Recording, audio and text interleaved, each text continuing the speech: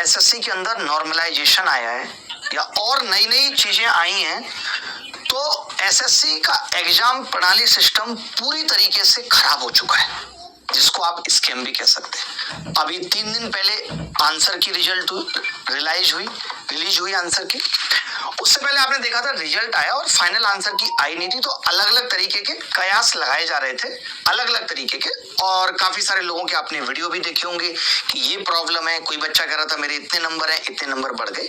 हमने उस पर कोई वीडियो जारी नहीं किया था, क्योंकि जब तक कोई सॉलिड ग्राउंड ना हो तब तक कह पाना मुश्किल होता है।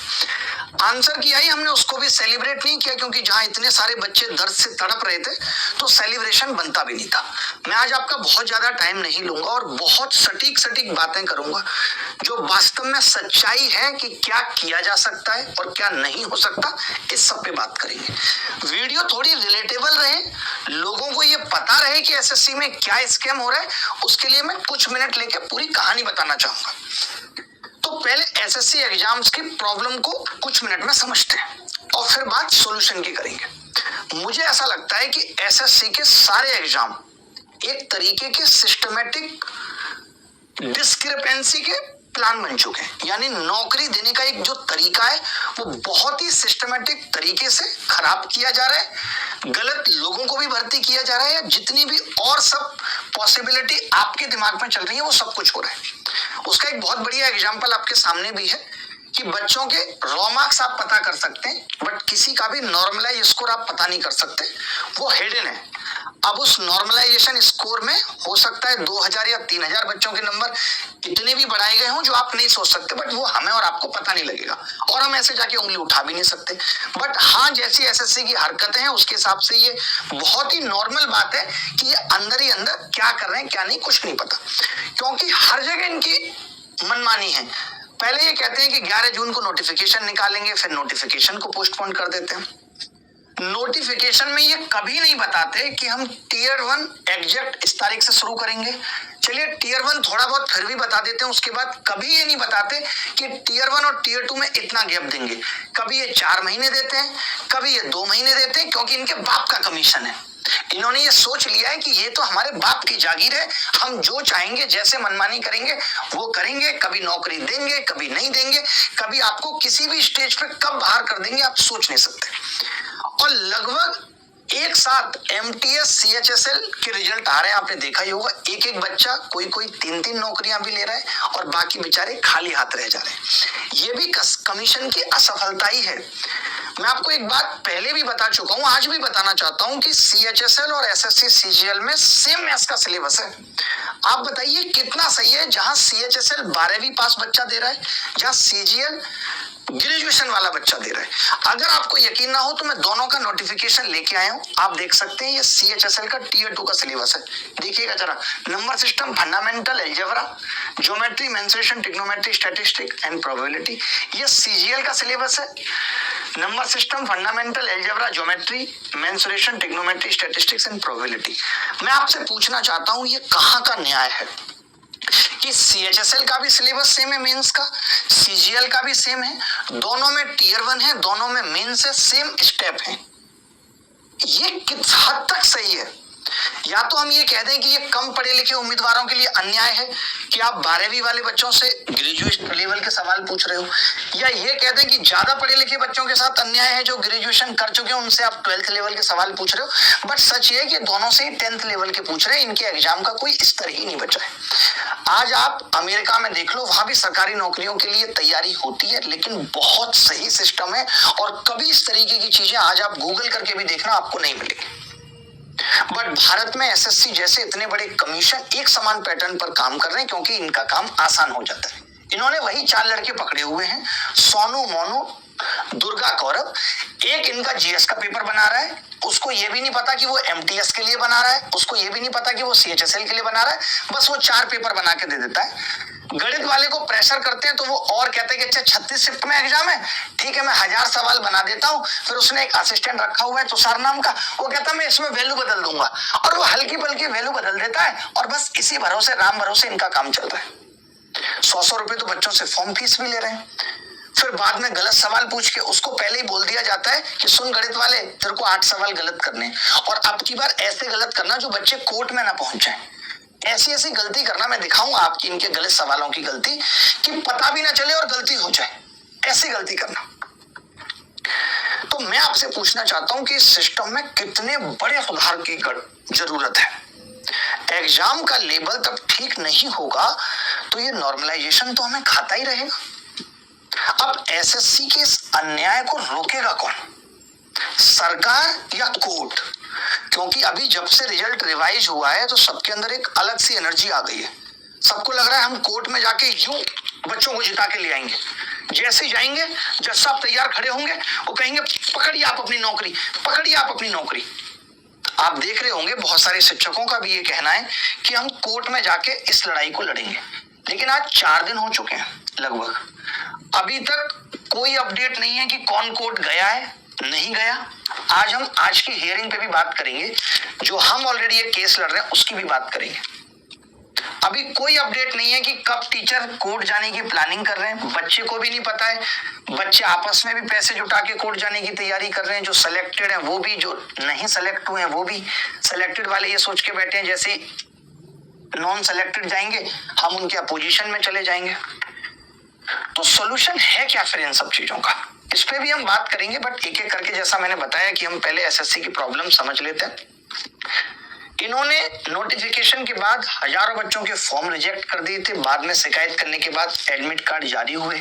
ये कुछ भी गलत करते हैं, जैसे किसी का ये फॉर्म भी रिजेक्ट करेंगे तो एग्जैक्ट रीजन नहीं बताएंगे कि किस आधार पे कर रहे हैं। कभी कभी तो आधार इतना छोटा होगा कि आपको शर्म आने लगे कि अच्छा इतने तुच्छे से आधार पे किसी के बाल अगर चुपके हुए हैं तो ये कह के फॉर्म रिजेक्ट कर देते हैं कि आपने कैप लगाई हुई है। बच्चा जाके बताता है कि जी मैंने कैप नहीं लगाई थी, फोटो खिंचाते वक्त बालों में कड़वा तेल लगाया था जिसकी वजह से मेरे बाल चिपक गए थे, आपको ये कैप लग रहा है। यानी बच्चों से ये इतनी महीन महीन चीजें एक्सपेक्ट करते हैं और खुद इनसे 130 सवाल ठीक नहीं बनते। आप एक्सपेक्टेशन का लेवल समझिए, जहां एक्सपेक्टेशन का लेवल इस हद तक का हो दुर्गा जी, वहां डाइवोर्स ही होता है और कोई इलाज ही नहीं है कि तुम हमसे तो ये उम्मीद कर रहे हो और जब हम तुमसे इतनी उम्मीद कर रहे हैं उसका तुम 1% भी खरा नहीं उतर रहे। पहले बच्चा भागता है एसएससी के रीजनल ऑफिस, वहां जाके अपने एडमिट कार्ड जारी कर पाता है। ये समझ लीजिए आए दिन हर छोटी बात के लिए टीचर और बच्चे लगातार कभी ट्विटर पे, कभी टेलीग्राम, कभी यूट्यूब पे सिर्फ प्रोटेस्ट करते रहते हैं और ये उनकी जिंदगी का हिस्सा बन गया। आंसर की मंगानी है, चलिए ट्विटर पे कैंपेन करते हैं। ट्विटर भी शर्माने लगा कि क्या हम इसलिए बने थे कि भारत की सरकारी एग्जाम में हो रहे घोटाले के लिए सिर्फ ट्रेंड चलाएंगे। इलॉन मस्क को शर्म आ रही है, उसको लग रहा है मैंने गलत खरीदा, दोबारा भेज देता हूं। हर स्टेज पे एसएससी एक गंभीर गलती कर रही है। आप अगर प्री के एग्जाम में भी देखेंगे तो गणित के तमाम सवाल एक जैसे पूछते हैं ये, और हम इनकी क्षमता पर सवाल भी ना उठाएं। एक जैसे सवाल, थोड़ा सा वैल्यू बदल देंगे, कहीं +1 है कहीं -1 कर देंगे, अलग अलग शिफ्ट में सिर्फ संख्याएं बदली गई, पैटर्न और सवाल एकदम एक जैसे थे। क्या भाई तुम 36 शिफ्ट के लिए अलग अलग क्वालिटी वाले प्रश्न नहीं बना सकते? क्या एसएससी के पास कोई विशेषज्ञ और परीक्षा सेटिंग वाली टीम नहीं है, या वो किस तरीके की सेटिंग में व्यस्त है कि वो वैलिड प्रश्न नहीं बना पा रहे या बैलेंस्ड प्रश्न नहीं बना पा रहे? इतनी बड़ी परीक्षा में सवालों का रिपीटेशन, इनकी कितनी बड़ी लापरवाही है। जबकि आप देखो आईबीपीएस, यूपीएससी, कैट जैसी परीक्षाएं सालों से सवाल डिजाइन कर रही हैं। सीडीएस कब से चल रहा है, कभी आप नहीं देखोगे इस तरीके की दिक्कतें हुई हैं वहां। ये सब एसएससी में ही क्यों हो रहा है? मेरा बस चले तो अभी एक माचिस की तीली लगा के मैं कमीशन को अभी के अभी डिजॉल्व कर दूं और सरकार से कहूं कि एक नया कमीशन बनाओ इस तरीके की नौकरियों के लिए, या फिर यूपीएससी को ये जिम्मेदारी दो। वही प्रश्नों को आप देखते होगे, टीचर से भी सुनते होगे, एसएससी की तैयारी में कुछ नहीं करना, बस प्रीवियस ईयर करके चले जाओ। सोचिए प्रीवियस ईयर में ग्रुप भी नौकरी मिल जा रही है, और क्या करेंगे, किसी शिफ्ट में जीएस में इतने मुश्किल सवाल बना देंगे जिससे नॉर्मलाइजेशन फ्लॉप हो जा रहा है। आप अगर देखें प्री के एग्जाम में खराब नॉर्मलाइजेशन और ओवरेज कैंडिडेट के इन होने की वजह से इनकी भर्ती प्रक्रिया की ऐसी तैसी बच गई।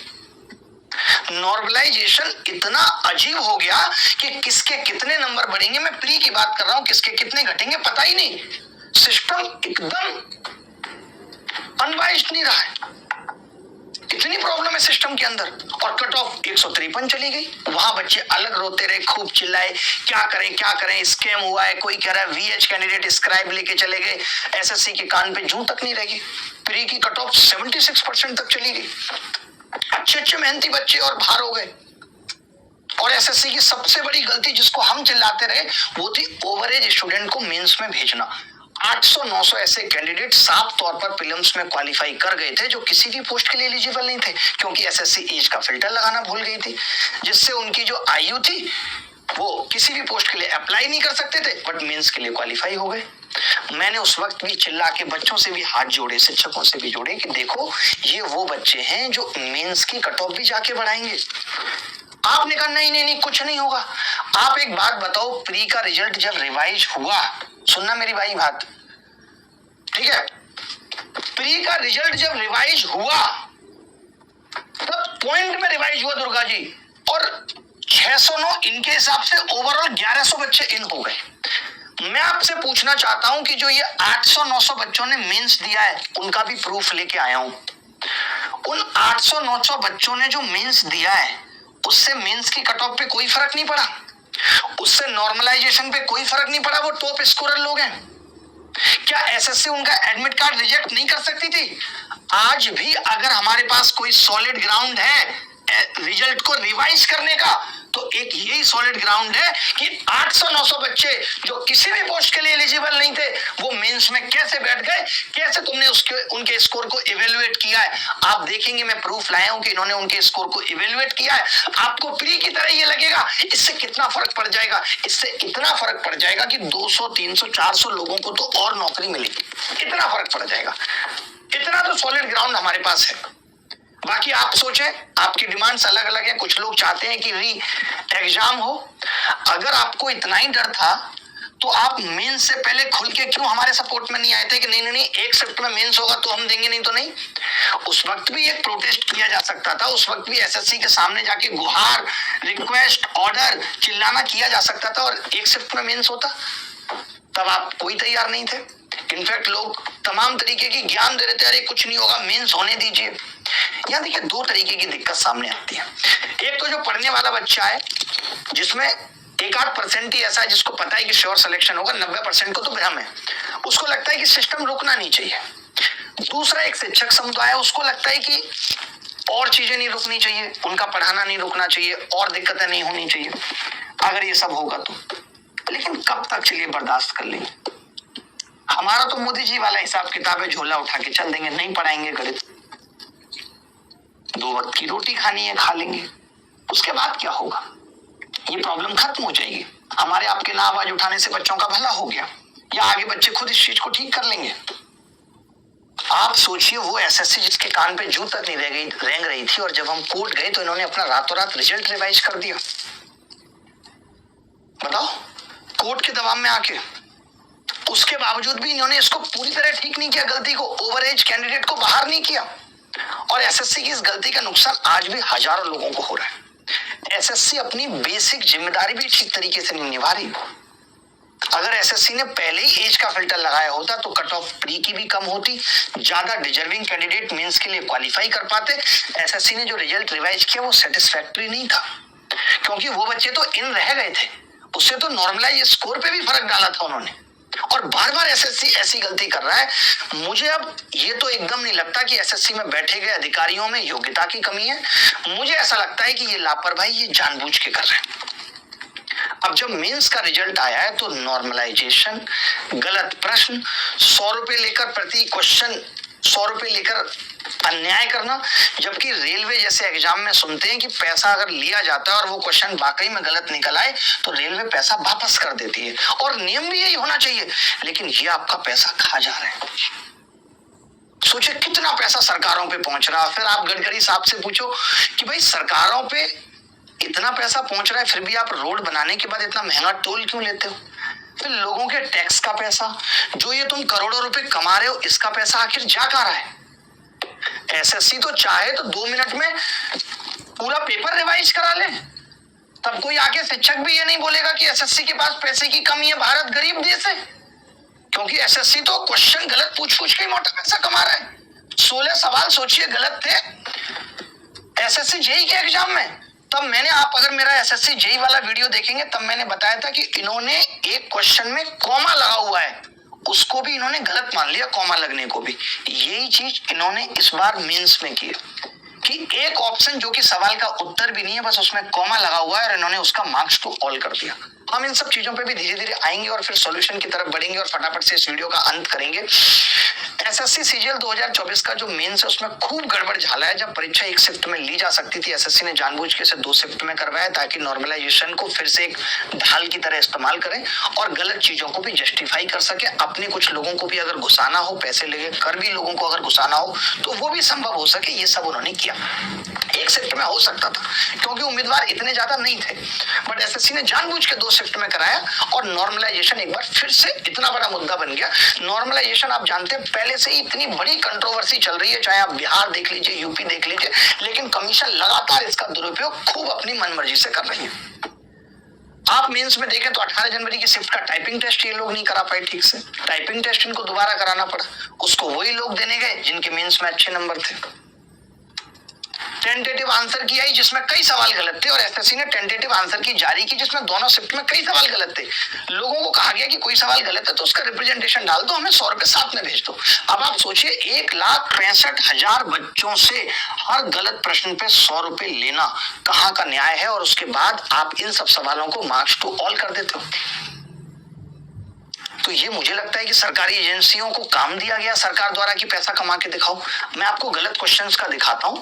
जब ये क्वेश्चन पेपर में आया, आज आप अपने सभी सर्वश्रेष्ठ शिक्षकों की, जिनको आप अपना गुरु मानते हैं, सारे टीचरों ने, आप देखेंगे सारे टीचरों ने सीजीएल के टॉप 60 टॉप 50 क्वेश्चंस का सॉल्यूशन डाला है अर्थमेटिक का।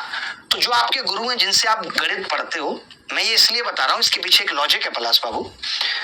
जब मैं उन टीचर्स का वीडियो देखता हूं तो ये सवाल आता है उनके सामने कि the average of first 92 even numbers, तो वो सीधे कहते हैं हमने आपको पढ़ाया था n+1, लगा दो बेटा 93।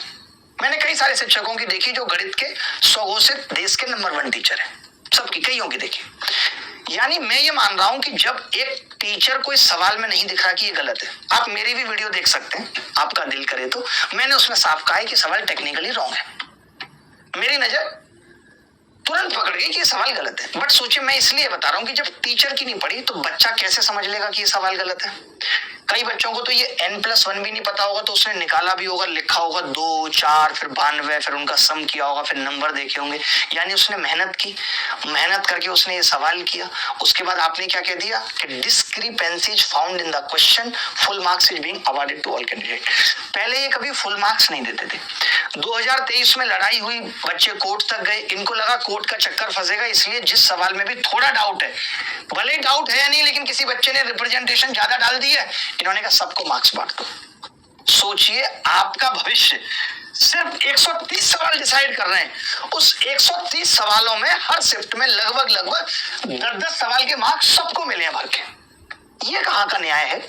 इससे सोचिए आप 120 सवालों में बच्चे की जिंदगी निर्धारित कर दे रहे हैं कि इसको ग्रुप बी की ये ग्रेड पे वाली नौकरी मिलेगी, इसको शादी होगी, इसका जीवन अच्छा चलेगा, और इसका नहीं चलेगा क्योंकि इसको 120 सवालों में 100 भी ठीक से नहीं आते। एक सवाल से ही बच्चा ऊपर नीचे इतना स्कोर में अंतर आ जा रहा है। अभी आप आगे नॉर्मलाइजेशन देखेंगे कि आपकी आंखें खुली की खुली रह जाएंगी। तो ये सवाल सोचिए क्यों पूछा गया गलत सवाल। मैं पूछना चाहता हूं कि क्या इनके पास क्वेश्चन सेट करने वाले इतने गधेड़े लोग हैं? गधे से भी एक लेवल ऊपर है। शराब पी के पेपर बनाते हैं या और बड़े नशा करके पेपर बनाते हैं कि उनको इतने, पहली बात तो ग्रेजुएट लेवल एग्जाम में इतने तुच्छ सवाल पूछे जाने का कोई लॉजिक ही नहीं है, और उस तुच्छ सवाल में भी गलती करना, और एसएससी का कोई एक्शन नहीं है, कोई एक माफी नहीं है कि इस बार इतने सवाल गलत हो गए, आगे से हम जिम्मेदारी लेते हैं कि कोई गलत सवाल नहीं पूछेंगे। मजा आ रहा है उनको, पैसा आ रहा है।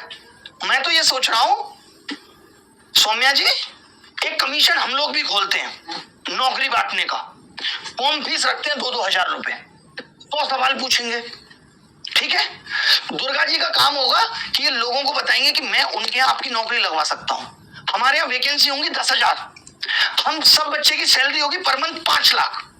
अब आप सोचिए इतनी बेरोजगारी है, 1 करोड़ लोग फॉर्म भरेंगे जहां 5 लाख सैलरी है पर मंथ, 2-2 हजार हम फीस ले रहे हैं। एक पैसा कलेक्ट हो गया। अब दुर्गा जी बैकएंड से 100 सवालों में 30 सवाल लीक कर रहे हैं, हर सवाल का ये पैसा ले रहे हैं। अब 5 लाख हम सैलरी दे रहे हैं, एक साल में कितनी आएगी? 60 लाख। दुर्गा जी उन बच्चों से 60-60 लाख रुपए वसूल रहे हैं, उनको लग रहा है एक साल में सैलरी रिकवर हो जाएगी, पक्की नौकरी है। फिर हम क्या करेंगे? 15 सवाल उसमें गलत पूछेंगे, एक सवाल पे 2000 रुपए चार्ज करेंगे, वहां से पैसा आएगा हमारे पास। टोटल इस हिसाब से मैंने कैलकुलेट किया गणित की भाषा में, हमारे पास पैसा आ जाएगा लगभग 8-10 हजार करोड़। और सोचिए हमारे यहाँ वैकेंसी बहुत नॉर्मल है 5000, और हमें एक साल तक पैसा देना है, कौन सा वाला? जो दुर्गा जी कलेक्ट करके लाए, बाकी सब हमारा है। यानी ये कमीशन नौकरी नहीं दे रहे, नौकरी के नाम पे हमसे ही वसूली की जा रही है बस। और सिलेक्टेड बच्चा भी डरता रहता है ये सोच के कि यार मेरी नौकरी कब छिन जाएगी। इस चक्कर में रिपीटर्स बढ़ रहे हैं। 2023 का रिजल्ट अभी तक कोर्ट में लटका है, इसलिए वो 2024 दे रहा है। अभी आप 2024 भी लटका दो कोर्ट में, तब क्या होगा? तो वो 2025 भी देगा, 26 भी देगा, या हर कोई आगे कह देता है कोर्ट की लड़ाई अब हम देखेंगे। भाई साहब, जो वकील आपको बता देते हैं ना कि 30,000 में सब कुछ कर देंगे, अगर दुर्गा साहब आप मर्डर करके किसी वकील के पास पहुंच जाओगे जो नया नवेला है, आज ही कोर्ट में एंट्री हुई है, वो ये कहता भाई साहब आप 11,000 रुपए रखो, कोई माइकल लाल आपको अंदर करके तो दिखा दे। ये हाल है वकीलों का। कैसे सपने दिखाते हैं हमें पता है, हमने 2.5 साल तक चप्पल घिसी है। कितनी जल्दी सोल्यूशन आ जाता है, वकील साहब ने कह दिया वो तो जिता देंगे। वकील साहब हर दिन अपनी जिंदगी में हार रहे, तुम्हें जिता देंगे?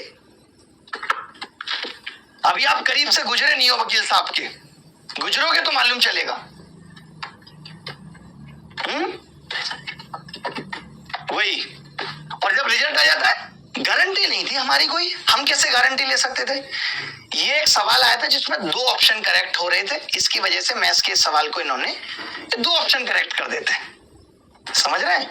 ऐसे समझ लीजिए, सौम्या का नाम ऋचा भी है और सौम्या का नाम सौम्या भी है।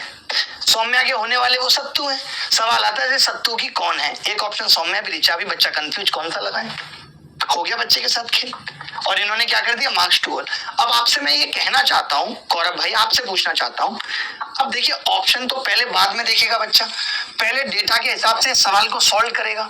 अब एक बच्चा है जो प्रोबेबिलिटी पढ़ के ही नहीं गया, दुर्गा जी बड़ा टॉपिक है प्रोबेबिलिटी, नहीं पढ़ के गया, उसने इस सवाल को देखा और छोड़ दिया, बाद में उसको नंबर पूरे मिले। एक बच्चा वो है जिसने इस सवाल को करा, ऑप्शन देखे उसको लगा 2 सही है, फिर उसको लगा यार ऑप्शन 2 सही है, कौन सा लगाऊं, फिर उसने दोबारा किया कि कहीं मैं गलत तो नहीं हूं। अगर तुम्हें पैसे ही वसूलने हैं गलत सवाल देके, तो भैया ऐसा करो तुम कोष्टक में लिख दो इट मे बी गलत, डोंट वेस्ट योर टाइम, इतना ही लिख दो, पैसा कमा लो, बच्चों का टाइम तो मत खराब करो। इसके चक्कर में उसके कितने सवाल गलत हो गए नहीं पता, इस एक सवाल को सही करने के चक्कर में। ये रीजनिंग का सवाल गलत है, कुछ लोग कह रहे हैं कि ये सवाल सही है लेकिन फिर भी 3 नंबर दे दिए गए। रीजनिंग का मुझे उतना आइडिया नहीं है, आइडिया क्या, मैंने पढ़ाई नहीं, इंग्लिश भी मैंने नहीं देखी। जीएस में आपको दिखाता हूं जो बात मैंने आपको एसएससी जेई में कही थी कि जीएस का ये सवाल बिल्कुल सही है। सुनना, आपके हिसाब से क्या होना चाहिए? जो लोग एसएससी में नहीं भी है उनसे भी पूछना चाहता हूं। सवाल ये है, और इस सवाल का सही उत्तर था, इस सवाल का सही उत्तर था 16.8%। इस सवाल का सही उत्तर था, ठीक है, 16.8 ऑप्शन में था, बच्चे ने लगा दिया, 16.8 था, बच्चे ने लगा दिया। इन्होंने इसका मार्क्स 2 ऑल कर दिया। मालूम है क्यों किया है? क्योंकि जो पहला ऑप्शन है ना वो 14.3% है, वहां पॉइंट नहीं है। ये किसकी गलती है? जो लोग बिल्कुल देसी हैं, जिन बच्चों के माँ बाप ये एग्जाम देख रहे हैं, मैं आपको बता देता हूँ। ये सवाल ये है कि which is the prime minister of India? Prime minister of India. अब ऑप्शन है नरेंद्र दामोदर दास मोदी, ऑप्शन है। मैं आपसे पूछ रहा हूं कि कौन ऐसा बच्चा होगा जो मोदी साहब को टिक नहीं करेगा? करेगा हर बच्चा। कोई ऐसा हो सकता है जिसको नहीं पता हो, उससे नहीं होगा ये सवाल। लेकिन ये क्या कह रहे हैं कि हम सबको 3 नंबर देंगे इस सवाल के। क्यों देंगे? क्योंकि प्राइम मिनिस्टर की स्पेलिंग गलत थी, प्राइम में लिखा हुआ था, ई होना चाहिए। अब यार कहीं कुछ कॉमन सेंस भी तो होता है। चलो मैं इसको फिर भी गलत मान रहा हूं, बट इस सवाल में तो इस 14.3% से सवाल के उत्तर पे कोई फर्क नहीं पड़ रहा था। ये एक मुश्किल सवाल है, हर बच्चा कर भी नहीं पाता। ये जीएस का एक वो सवाल था जो अंतर पैदा कर सकता था। रिजल्ट में, लेकिन इसका मार्क्स सबको मिल गया। क्यों? क्योंकि 14,3% है, जिसका लेना देना कुछ नहीं है। अब आप ही कमेंट करके बताइएगा कि ये अन्याय बच्चों के साथ हुआ है या नहीं हुआ। एक ये सवाल था, विच ऑफ द फॉलोइंग